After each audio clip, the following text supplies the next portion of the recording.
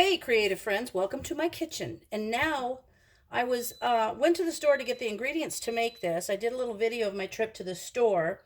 I'm preparing to do a video on the steam canner because I had so many questions about that after my Canuary video.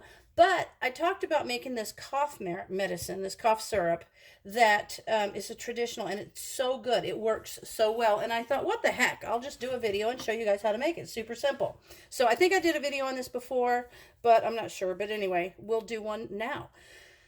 This is so good. If you are from my generation, you might remember the cough medicine called Vicks Formula 44. This stuff reminds me of it. There's basically three ingredients to it.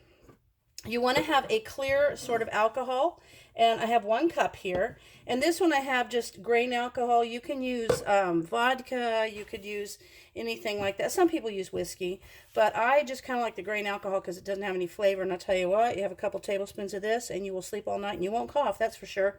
Some molasses. You want the full flavor, the dark molasses. I just think it's like super rich and super good. You want some peppermints. Now this, some people will put 3 or 4. Depends on how pepperminty you like it. I love it. Lots of pepperminty. And these little peppermints, I looked at them and see how thin they are? They're like little tiny thin things. So I actually have 7 of them. And you want to crush them up. If you have a mortar and pestle, you can crush them up. But I just put them in a bag. And I just, use the side of my meat tenderizer and I crushed them up. And it's okay if they're a little bit bigger chunks because we're going to heat it and let it, those will dissolve. So super simple. You just use yourself a jar and you put in your alcohol, and you want 50-50 alcohol and the molasses. So you want it a 50-50 ratio. So if you want to do a bigger or smaller jar, at least you know how. And then here's a tip. If you're going to measure out something like molasses or honey, if you spray lightly your measuring cup or your measuring spoon, even if you're going to use butter or something, spray it lightly with a cooking spray. It will slide right out. Look at that. And it's super good. Look at that. It's even coming off of there. It's super easy to get out of there. Just as quick, just separates right off the walls of that little cup. So I always, when I'm doing honey, when I'm measuring honey out to make my bread or anything, I always spray with a little tiny bit of cooking spray. And it will keep that from sticking so bad that you can't get it out. Look at that. Super good, super easy. So now I've got these 2 cups in here, and you can see it just separated right away. You can see that. But now what I'm going to do is try to mix this up real good.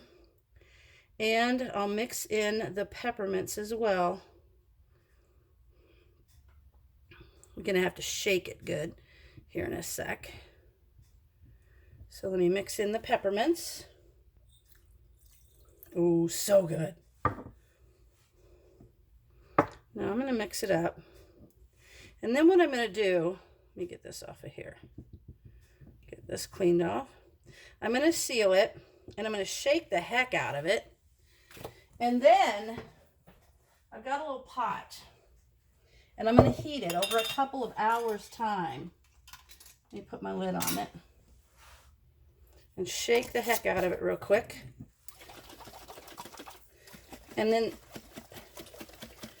give it a good shake.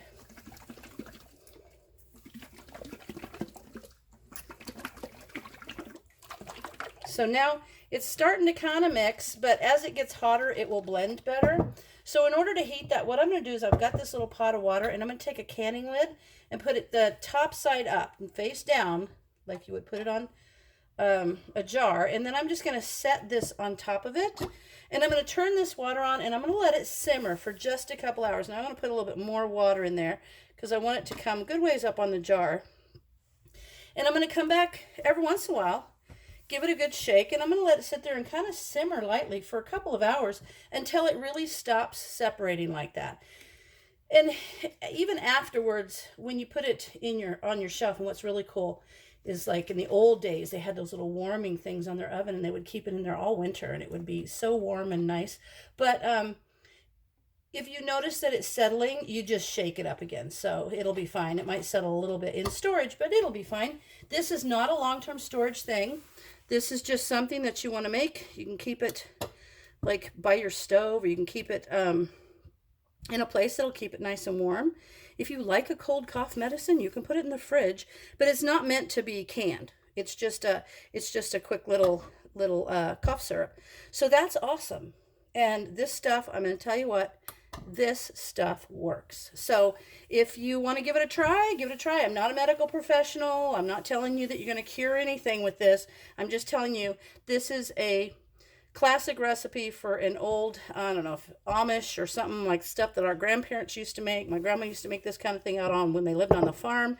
And this is just a traditional homemade cough medicine. So I hope you try it. If it works for you, let me know. If you've got any other kinds of recipes that are for these types of items, let me know. I'd love to check them out. And I want to say thanks for watching.